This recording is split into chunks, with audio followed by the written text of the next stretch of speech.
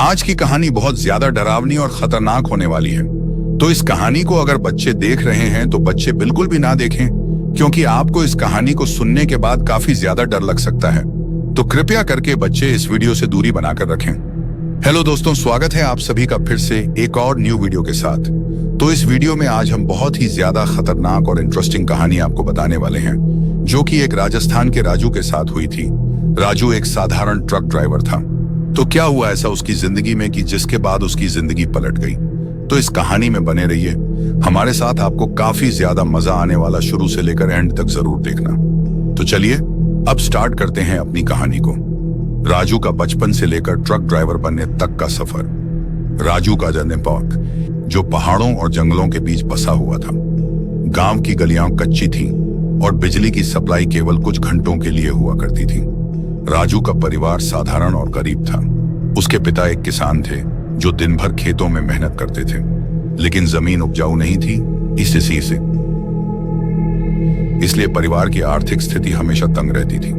उसकी मां घर संभालती और छोटे मोटे घरेलू काम करके कुछ पैसे कमाती थी। राजू का बचपन कठिनाइयों में बीता, लेकिन उसमें जिज्ञासा और सपनों की कोई कमी नहीं थी। वह गांव के दूसरे बच्चों की तरह साधारण नहीं था। जहां बाकी बच्चे दिन भर खेलते कूदते रहते, वहीं राजू अकेले में बैठकर आसमान को निहारता और बड़ी गाड़ियों को देखने का सपना देखता। उसे ट्रकों का शोर, उनके बड़े बड़े टायर और उनका गांव की संकरी सड़कों पर गुजरना बहुत रोमांचक लगता था। राजू का बचपन और परिवार की जिम्मेदारियां। राजू के बचपन में सबसे बड़ी चुनौती गरीबी थी। उसके पिता के पास जो थोड़ी बहुत जमीन थी, उससे घर का गुजारा मुश्किल से हो पाता था। जब राजू ने होश संभाला, तब तक उसकी पढ़ाई का सपना भी टूट चुका था।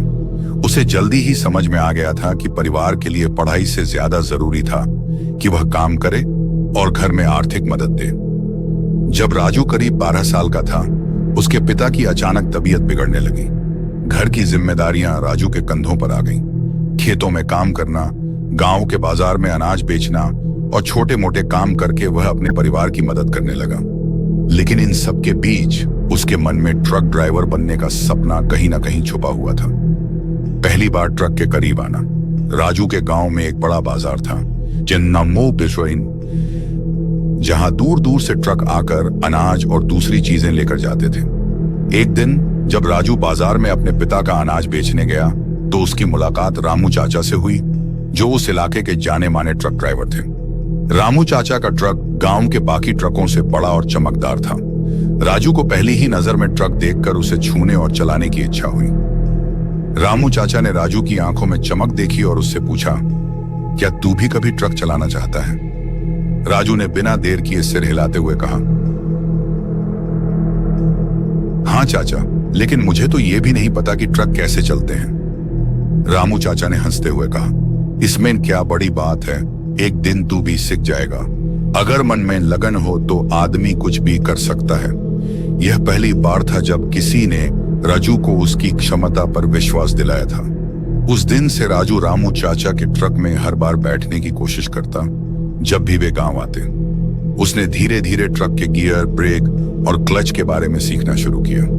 जब कभी रामू चाचा उसे ट्रक के अंदर बैठने देते, वह बड़े ध्यान से उन्हें ट्रक चलाते देखता और अपने दिमाग में हर छोटी छोटी बात को नोट करता। शहर की ओर कदम।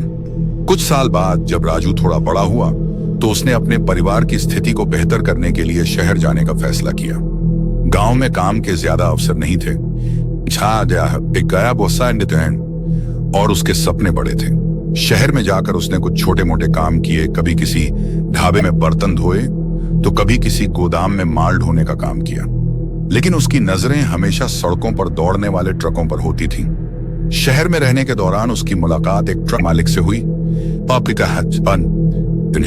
और उसे अपने ट्रक के लिए ड्राइवर की जरूरत थी। राजू ने उससे गुजारिश की कि वह उसे ड्राइवर बनने का मौका दे। हरजीत ने राजू की लगन देखी और उसे ट्रक ड्राइविंग सिखाने का जिम्मा लिया। ड्राइविंग सीखने का सफर। हरजीत सिंह के अंडर में राजू ने पहले ट्रक चलाना सीखा। यह आसान नहीं था। शुरुआत में उसे केवल गाड़ी के पीछे बैठने और गाड़ियों को साफ करने का काम मिलता, लेकिन धीरे धीरे ध्यान पर ट्रक चलाने का मौका देना शुरू किया। राजू दिन रात ट्रक चलाने की प्रैक्टिस करता। उसे समझ में आ गया था कि सिर्फ ट्रक चलाना ही नहीं बल्कि ट्रक की मरम्मत, उसके कल पुर्जों की जानकारी और लोडिंग अनलोडिंग का भी गहरा ज्ञान होना चाहिए। उसने हर चीज पर ध्यान देना शुरू किया। पहला सफर अकेले। कुछ सालों बाद जब राजू पूरी तरह से ट्रक चलाने में माहिर हो गया तो हरजीत ने उसे एक लंबा सफर तय करने के लिए अकेले ट्रक चलाने का जिम्मा दिया। यह सफर था शहर से सटे एक पहाड़ी इलाके में सामान पहुंचाने का। राजू के लिए यह मौका उसकी मेहनत का परिणाम था। उसने इस सफर को सफलतापूर्वक पूरा किया और हरजीत को गर्व महसूस हुआ कि उसने सही शख्स को मौका दिया था। यह पहला सफर राजू के लिए केवल एक शुरुआत थी। इसके बाद उसने कई लंबी और कठिन यात्राएं की। कभी उसे दिन रात ट्रक चलाना पड़ता और कभी खराब मौसम में और कभी अनजान रास्तों पर, लेकिन उसने कभी हार नहीं मानी। हर सफर के साथ उसकी ड्राइविंग की कला में निखार आता गया। राजू का ट्रक ड्राइवर बनना।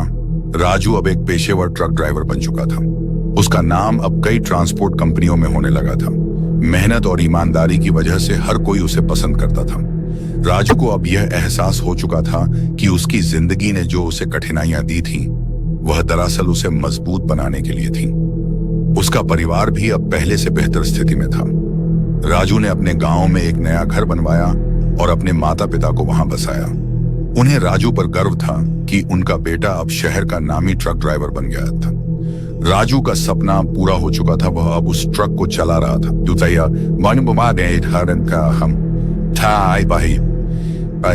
जिसे वह बचपन से देखा करता था।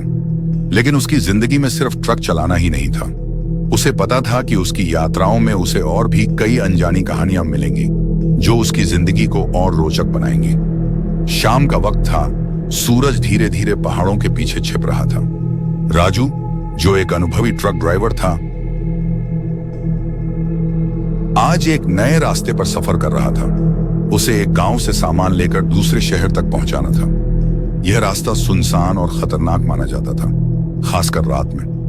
लोगों का कहना था कि इस रास्ते पर एक शरकटा घूमता है जो इंसानों की आत्माओं को कैद कर लेता है। राजू ने इन कहानियों पर कभी विश्वास नहीं किया था, लेकिन आज उसे कुछ अजीब सा महसूस हो रहा था। जैसे ही अंधेरा गहराया, जंगल का रास्ता और भी डरावना लगने लगा। चारों ओर घना अंधेरा था और केवल उसके ट्रक की हेडलाइट्स ही रास्ते को थोड़ा सा रोशन कर रही थी। रात का समय हो चला था। राजू ने देखा कि उसकी ट्रक की लाइट्स अचानक झपकने लगी। उसने ट्रक को किनारे रोक दिया और लाइट्स को ठीक करने लगा। अचानक उसे पीछे से किसी के हंसने की आवाज सुनाई दी। वह घबराकर मुड़ा, पर वहां कोई नहीं था। उसने सोचा शायद यह उसकी थकान का असर है। जैसे ही वह ट्रक में वापस बैठने के लिए मुड़ा, उसके सामने एक आदमी खड़ा था।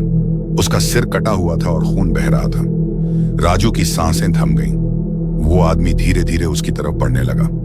राजू ने ट्रक स्टार्ट करने की कोशिश की, लेकिन ट्रक स्टार्ट नहीं हुआ। वह आदमी अब ट्रक के बिल्कुल पास आ चुका था।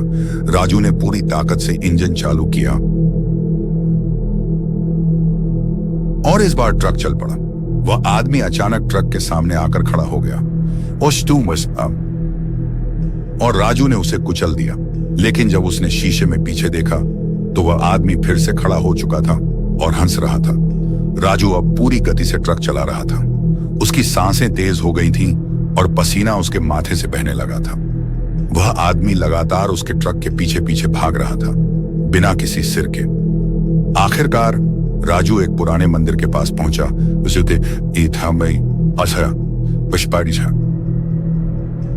जिसे लोग श्रापित मानते थे। मंदिर के बाहर एक बुजुर्ग आदमी खड़ा था। उसने राजू को देखा और तुरंत समझ गया कि वह शरकटा के चंगुल में फंस चुका है। उसने राजू से कहा, उसकी आत्मा को मुक्त करने का यही समय है। ट्रक रोक दो और मेरी बात सुनो। राजू ने ट्रक रोक दिया और बुजुर्ग की बात मान ली। बुजुर्ग ने कुछ मंत्र पढ़े और उस शरकटे की आत्मा को शांति दी। धीरे धीरे वह भूत गायब हो गया। राजू की जान बच गई। बस उमेश सुबह की वो छिड़ गई, लेकिन उसने कसम खा ली कि वह फिर कभी इस रास्ते पर नहीं जाएगा। इस घटना के बाद ऐसे राजू ने हमेशा उन पुरानी कहानियों पर यकीन करना शुरू कर दिया जिनमें भूत प्रेतों की बातें कही जाती थीं। राजू ने बुजुर्ग की बात मानकर ट्रक रोक दिया, लेकिन उसका दिल जोर जोर से धड़क रहा था। उसकी आंखों के सामने वह भयावह दृश्य बार बार आ रहा था जब उसने उस शरकटे को देखा था। बुजुर्ग ने एक थैली में से कुछ पत्तियां निकाली और उन्हें जलाकर चारों दिशाओं में फेंकने लगे। हवा में एक अजीब सी खुशबू फैल गई।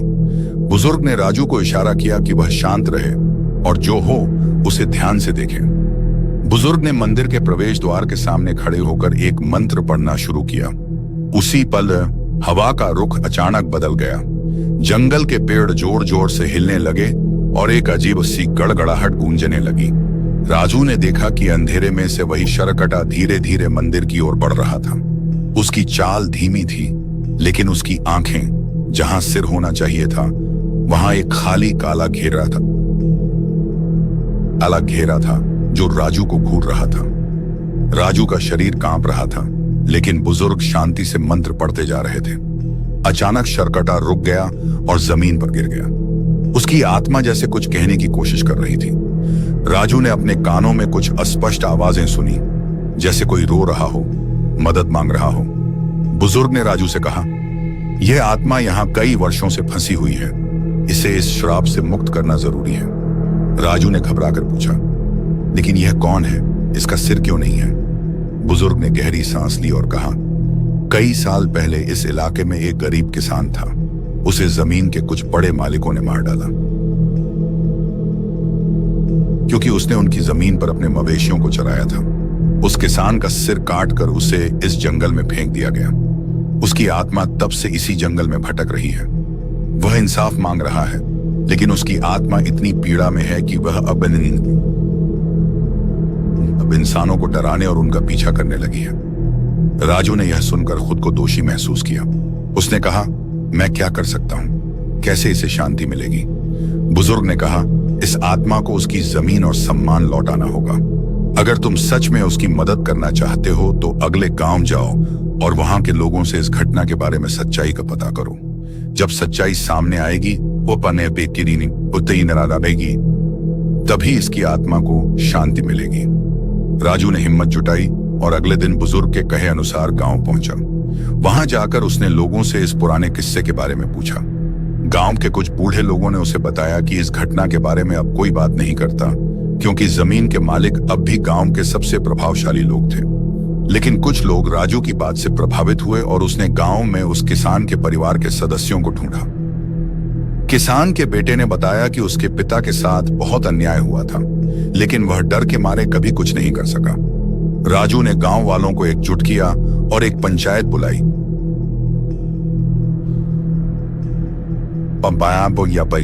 जिसमें सभी ने मिलकर किसान के परिवार को उसकी जमीन लौटाने का फैसला किया। जैसे ही यह हुआ, एक अजीब सी शांति पूरे गांव में फैल गई। राजू ने उस रात फिर से उसी जंगल का रास्ता लिया। इस बार उसे कोई डर नहीं था। जब वह उसी पुराने मंदिर के पास पहुंचा, तो उसे एक हल्की सी छाया दिखी जो हवा में विलीन हो रही थी। वह जानता था कि किसान की आत्मा अब मुक्त हो चुकी है। उसके बाद से उस रास्ते पर कभी किसी ने शरकटे की कोई कहानी नहीं सुनी। राजू की जिंदगी में यह घटना एक सबक बनकर रह गई। अन्याय और अत्याचार का प्रतिकार करना ही सच्ची इंसानियत है। अब राजू जब भी उस जंगल के पास से गुजरता, वह बुजुर्ग की दी हुई एक माला को देखकर मुस्कुरा देता, जो उसने ट्रक के मिरर पर लटका रखी थी। यह माला उसे उस रात की याद दिलाती जब उसने एक शापित आत्मा को मुक्त किया था। राजू की जिंदगी में यह घटना एक गहरी छाप छोड़ चुकी थी।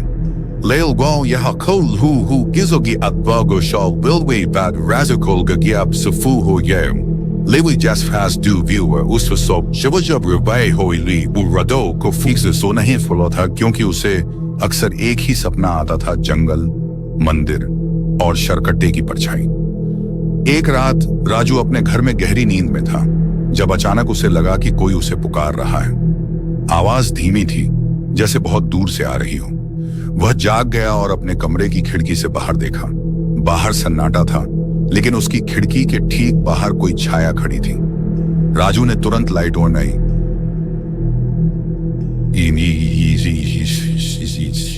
की, लेकिन वहां कोई नहीं था। वह पसीने से तरबतर हो गया और सोचने लगा कि शायद यह सब उसके दिमाग का वहम है। लेकिन कुछ दिनों बाद जब वह फिर से उसी जंगल के रास्ते से गुजर रहा था, तो अचानक ट्रक का इंजन बंद हो गया। ट्रक के चारों ओर अजीब सी ठंडक फैल गई। वह फिर से उसी पुराने मंदिर के पास था। जैसे ही उसने ट्रक से उतरने की कोशिश की, उसे एक भयानक चीख सुनाई दी। चीख इतनी जोरदार थी कि उसके कान सुन्न हो गए। राजू ने पीछे मुड़कर देखा तो मंदिर के दरवाजे पर वही बुजुर्ग खड़ा था, लेकिन इस बार उसकी आंखें लाल थीं और उसके चेहरे पर अजीब सी मुस्कान थी। वह बुजुर्ग अब वैसा नहीं लग रहा था जैसा पहले था। उसकी उपस्थिति से डर और खतरे का एहसास हो रहा था। राजू के कदम जम गए। बुजुर्ग ने अपनी ठहरी हुई आवाज में कहा, तुमने किसान की आत्मा को मुक्त किया, लेकिन तुम्हें लगता है कि यही अंत था। नहीं राजू, यह सिर्फ शुरुआत थी। राजू कांपते हुए बोला, आप क्या कह रहे हैं?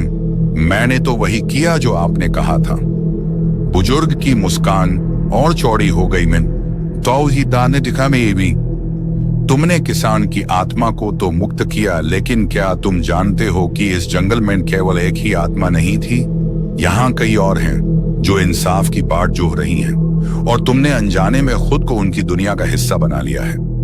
राजू ने महसूस किया कि उसके चारों ओर की हवा भारी हो गई थी, जैसे वहां और भी कुछ अदृश्य शक्तियां थीं। उसकी आंखों के सामने दृश्य बदलने लगे। वह खुद को एक पुराने गांव में खड़ा देख रहा था। वहां लोग दुखी और पीड़ित थे। उस गांव पर किसी श्राप का साया था और हर रात किसी न किसी की रहस्यमयी तरीके से मौत हो जाती थी। तभी एक औरत उसकी ओर आई, जिसकी आंखों में दर्द था। वह बोली, हम भी इसी श्राप के शिकार हैं, मैं भी इंसाफ चाहिए। राजू घबराया हुआ था। वह समझ नहीं पा रहा था कि यह सब क्या हो रहा है। उसने बुजुर्ग से पूछा, मैं यहाँ क्यों हूं? मैं इस सब में क्यों फंस रहा हूं? बुजुर्ग ने धीरे से कहा, जब तुमने उस शरकटे को मुक्त किया, तुमने इस श्रापित भूमि की सारी आत्माओं को जगा दिया। अब वे सभी तुमसे मदद की उम्मीद कर रही हैं। यह जंगल सिर्फ एक श्रापित किसान की नहीं, बल्कि एक अनगिनत निर्दोष लोगों की कब्रगाह है। राजू को अब समझ में आ चुका था कि यह सफर इतना आसान नहीं था। जितनी भी आत्माएं इस जंगल में फंसी थीं, अब वो उसकी मदद चाहती थीं। लेकिन सवाल यह था कि वह सबकी मदद कैसे कर सकता था। उसके सामने एक औरत, एक बच्चा और कई अन्य लोग खड़े थे।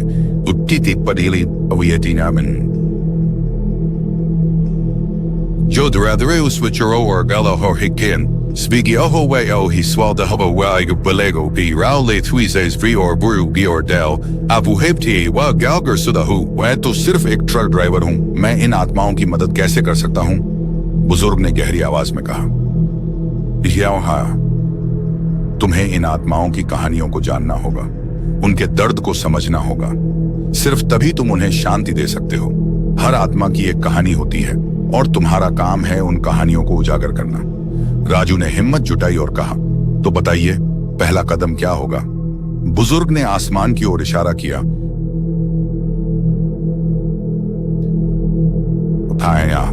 जहां बादल घने हो रहे थे। यह बारिश शुरू होने से पहले तुम्हें इस जंगल के सबसे पुराने पेड़ के पास जाना होगा। वहां तुम्हें एक ऐसा निशान मिलेगा जो इन आत्माओं की कहानियों का आरंभ है।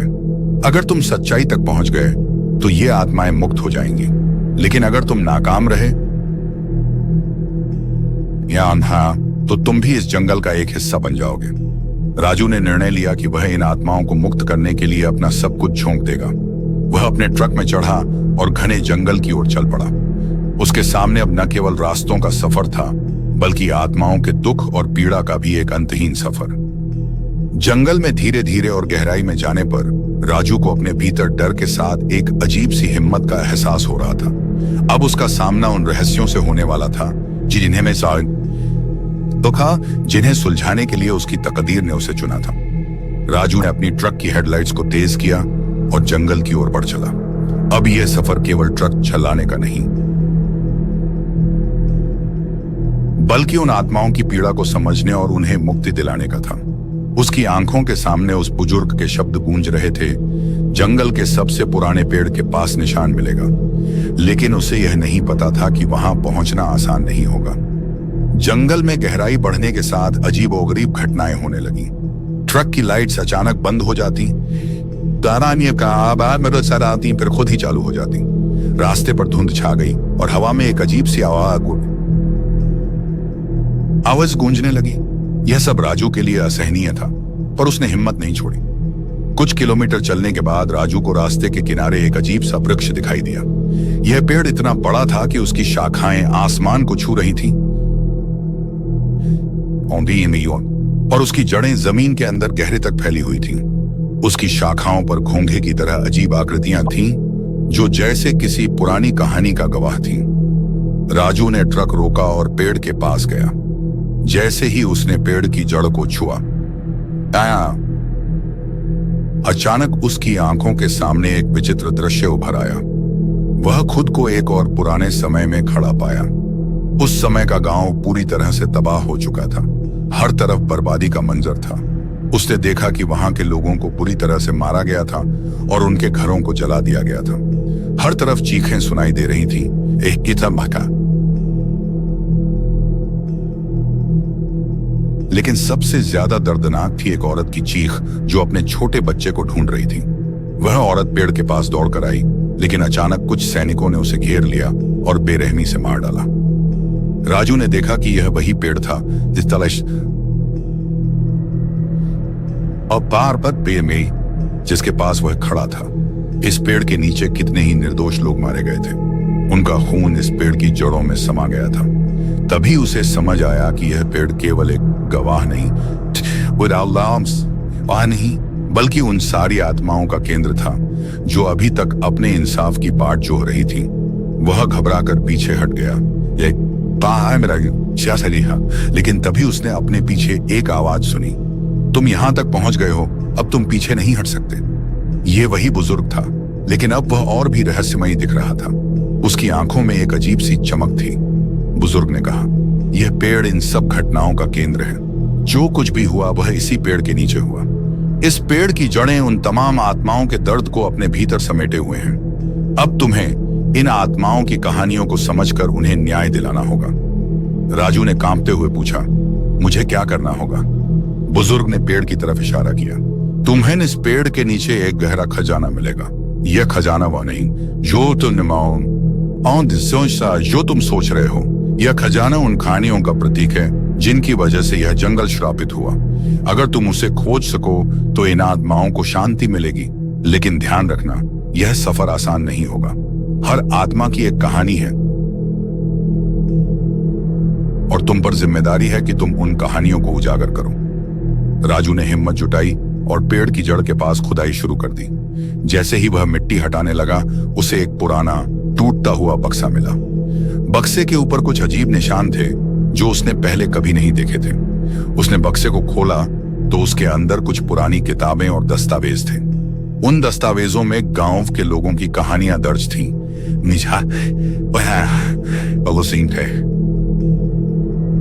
जो इस जंगल की आत्माएं थीं।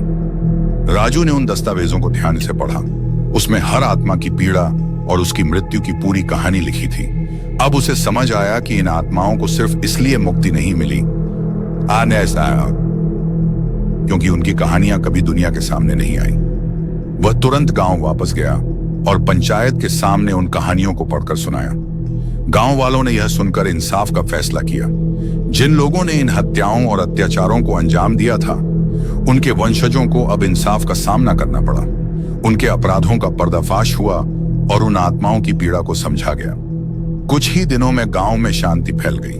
वह जंगल जो अब तक श्रापित था, अब धीरे धीरे हरा भरा और शांतिपूर्ण हो गया। राजू को अब यह एहसास हो गया था कि उसकी जिंदगी का सबसे बड़ा सफर सिर्फ ट्रक चलाने तक सीमित नहीं था, बल्कि उन आत्माओं को न्याय दिलाने का था।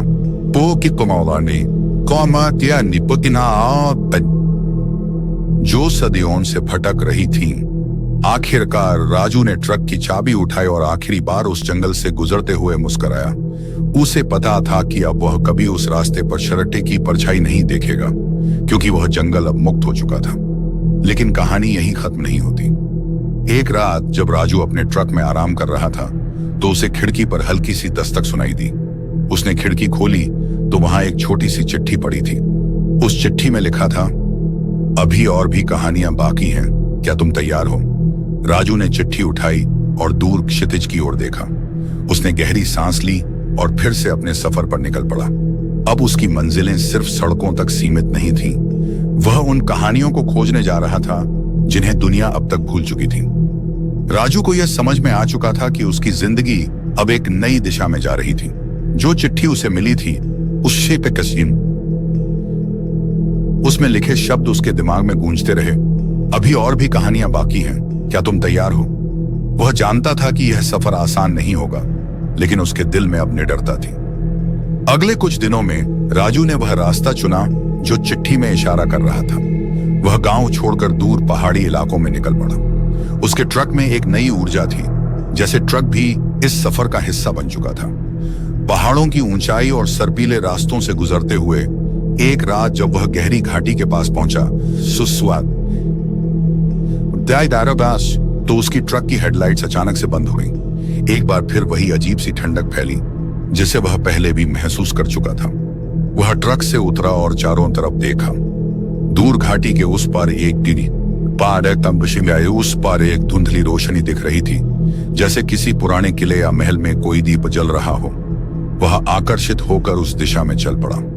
रास्ता कठिन और खतरनाक था, लेकिन राजू अब इन चुनौतियों का आदी हो चुका था।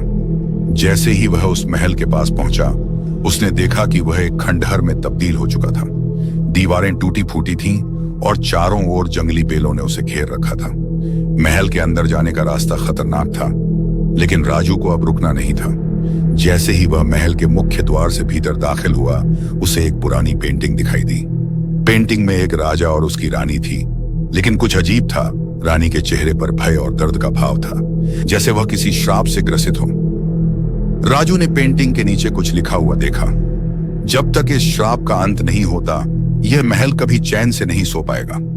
तभी एक ठंडी हवा का झोंका आया और राजू को ऐसा महसूस हुआ जैसे कोई उसकी परछाई के पीछे खड़ा हो। उसने पलटकर देखा, लेकिन वहां कोई नहीं था, पर उसे लगा कि महल की दीवारों में छुपी कहानियों का भार उस पर हावी हो रहा है। वह महल के अंदर और गहराई में जाने लगा।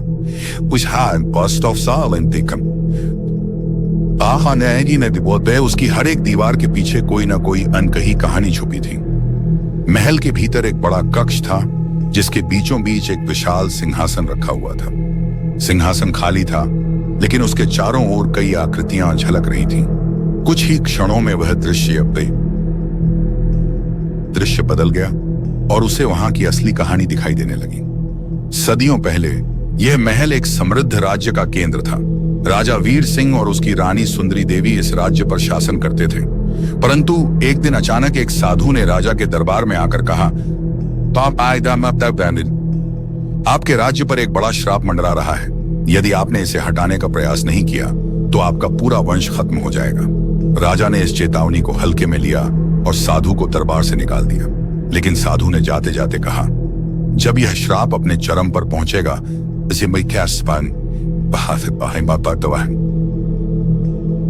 तब तुम्हें अपनी गलती का एहसास होगा, पर तब तक बहुत देर हो चुकी होगी। उसके बाद महल में अजीब घटनाएं होने लगी। रानी रातों को चीख चीख कर जाग जाती, महल में साया सा दिखता और हर किसी को ऐसा लगता जैसे कोई अदृश्य शक्ति उन्हें देख रही हो। कुछ ही महीनों में राजा की सेना कमजोर होने लगी, फसलें सूखने लगीं और राज्य में भुखमरी फैल गई। अंततः एक रात राजा की रहस्यमयी मौत हो गई और रानी ने अपने महल की चारदीवारी में खुद को कैद कर लिया। उस दिन के बाद से यह महल वीरान हो गया और श्राप के कारण इसे कोई छूने की हिम्मत नहीं कर सका। राजू को यह कहानी समझ में आ चुकी थी। उसे पता था कि रानी की आत्मा अब भी महल में भटक रही है और वह चाहती है कि कोई उसकी पीड़ा को समझे और उसे मुक्ति दिलाए। राजू ने कक्ष के कोने में पड़े एक पुराने ताबूत को देखा, जो कि उस समय से अब तक बंद पड़ा था। उसे महसूस हुआ कि यह वही जगह है जहां रानी की आत्मा बंधी हुई थी। जैसे ही उसने ताबूत को खोलने की कोशिश की, अचानक से महल के दरवाजे अपने आप बंद हो गए और पूरा कक्ष ठंडी हवा से भर गया। उसे महसूस हुआ कि कुछ अदृश्य ताकत उसे रोकने की कोशिश कर रही है। राजू ने हिम्मत नहीं हारी और ताबूत को खोलने के लिए अपनी पूरी ताकत लगा दी। जैसे ही ताबूत खुला, एक तेज चमकदार रोशनी फैली और राजू को रानी की आत्मा दिखाई दी। वह बहुत ही सुंदर थी, लेकिन उसके चेहरे पर गहरा दुख साफ झलक रहा था। वह राजू के पास आई और बोली, तुमने मेरी कहानी सुनी है, लेकिन क्या तुम मुझे मुक्ति दिला सकते हो? राजू ने शांत स्वर में कहा। तुम्हारी आत्मा को शांति तभी मिलेगी जब तुम्हारी सच्चाई दुनिया के सामने आएगी। रानी ने कहा, मेरी सच्चाई को सामने लाने के लिए तुम्हें उस साधु का श्राप हटाना होगा। यह श्राप सिर्फ मेरे महल पर नहीं नहीं बल्कि पूरे राज्य पर है। राजू ने पूछा, मुझे क्या करना होगा? रानी ने कहा, तुम्हें उस साधु की खोज करनी होगी और उससे क्षमा मांगनी होगी। वह आज भी इसी जंगल के भीतर छुपा है। उसकी आत्मा इस श्राप को बनाए रखे हुए है। राजू ने फैसला किया कि वह इस काम को पूरा करेगा। वह महल से बाहर निकला और उस साधु की खोज में जंगल की ओर चल पड़ा। अब उसकी मंजिल साधु की आत्मा को ढूंढना और रानी की आत्मा को शांति दिलाना थी। जंगल के अंदर उसकी यात्रा कठिन और भयावह थी। रास्ते में उसे कई परछाइयों ने घेरा, लेकिन हर बार उसने अपने साहस और दृढ़ता से उन्हें पीछे छोड़ दिया। आखिरकार जंगल के बीच में उसे एक पुराना आश्रम मिला, जहां साधु की आत्मा तपस्या में लीन थी। लेकिन साधु अब भी श्राप के कारण क्रोधित था और किसी को माफ करने को तैयार नहीं था। राजू ने साधु से विनती की, मैं तुम्हें तुम्हारी तपस्या के लिए श्रद्धा से देखता हूं, लेकिन अब इस श्राप को खत्म करने का समय आ गया है। इन आत्माओं को शांति मिलनी चाहिए। साधु की आत्मा ने राजू को घूरते हुए कहा, तुम्हारी परीक्षा अब तक पूरी नहीं हुई है। अगर तुमने मेरा एक आखिरी सवाल हल कर दिया तो मैं श्राप समाप्त कर दूंगा। राजू ने सिर हिलाते हुए कहा, पूछिए। साधु ने कहा, क्या इंसान के कर्म उसे कभी पूर्ण रूप से मुक्त कर सकते हैं या वह हमेशा अपने कार्यों का ऋणी रहेगा? राजू ने गहरी सांस ली और कहा, इंसान के कर्म उसे मुक्त या बांध सकते हैं, लेकिन असली मुक्ति तब मिलती है जब वह अपनी गलतियों को समझता है और उनसे सीख कर दूसरों की भलाई करता है। कर्म उसे बंधन से निकाल सकते हैं।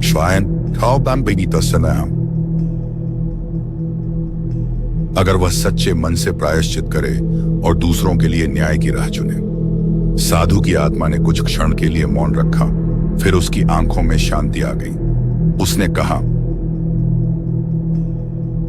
तुमने सही जवाब दिया है। मैं श्राप समाप्त करता हूं। अब यह भूमि और यहां की आत्माएं मुक्त हो जाएंगी। उस क्षण राजू ने महसूस किया कि एक बड़ी ताकत उसके चारों ओर से हट गई। महल का श्राप समाप्त हो चुका था और रानी की आत्मा सहित सभी आत्माओं को शांति मिल गई। राजू ने एक आखिरी बार महल की ओर देखा और वहां से चल पड़ा, इस बात की तसल्ली के साथ कि उसने अपनी जिम्मेदारी निभाई। अब उसे अपनी यात्रा की अगली मंजिल का इंतजार था। एक और अनकही कहानी, एक और आत्मा की मुक्ति। राजू के कदम अब उस जंगल से बाहर निकलने के लिए तैयार हो चुके थे, लेकिन मन के किसी कोने में अब भी उसे महसूस हो रहा था कि उसकी यात्रा यहां खत्म नहीं हुई थी। साधु के श्राप के समाप्त होने के बावजूद उसे यकीन था कि अभी और भी कहानियां बाकी थीं। वह ट्रक में बैठा और धीरे धीरे पहाड़ी रास्तों पर बढ़ने लगा।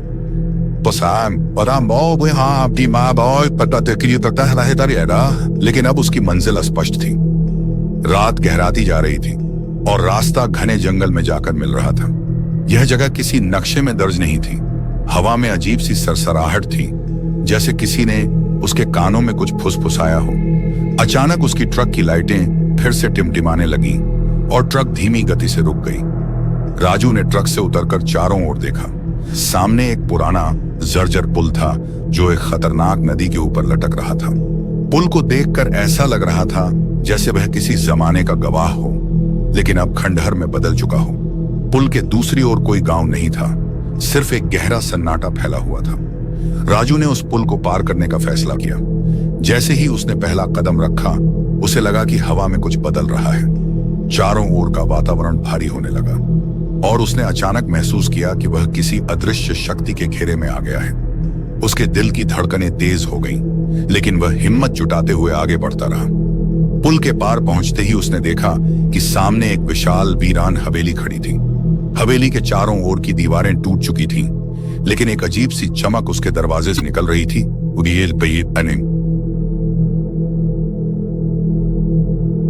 जो उसे अंदर बुला रही थी। राजू ने बिना कुछ सोचे हवेली के दरवाजे की ओर कदम बढ़ाए। जैसे ही उसने दरवाजा खोला, अंदर का दृश्य बेहद डरावना था। हवेली के बीचों बीच एक विशाल दर्पण रखा हुआ था। दर्पण धुंधला था लेकिन उसमें किसी की छवि धीरे धीरे उभर रही थी। अचानक दर्पण में से एक काली छाया उभर आई। वह छाया धीरे धीरे आकार लेने लगी। और सामने एक बूढ़ी औरत खड़ी हो गई। उसकी आंखों में गहरा दुहक और क्रोध झलक रहा था। उसने राजू को घूरते हुए कहा, तुम्हें यहाँ कौन लाया है? क्या तुम्हें पता है कि यह जगह कितनी प्राचीन और श्रापित है? राजू ने कांपते हुए कहा, मैं सिर्फ उन कहानियों को सुनने आया हूं जो अब तक छुपी हुई हैं। अगर तुम मुझे अपनी कहानी सुनाओगी तो शायद मैं तुम्हारी मदद कर सकूं। औरत ने एक लंबी सांस ली और बोली, यह हवेली एक परिवार की कब्रगाह है। यहाँ कई सदियों पहले एक अमीर जमींदार रहता था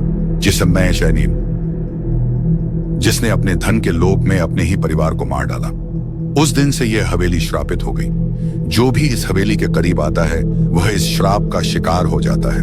मैं उसी परिवार की आखिरी वारिस हूं और मेरी आत्मा इस श्राप में बंधी हुई है।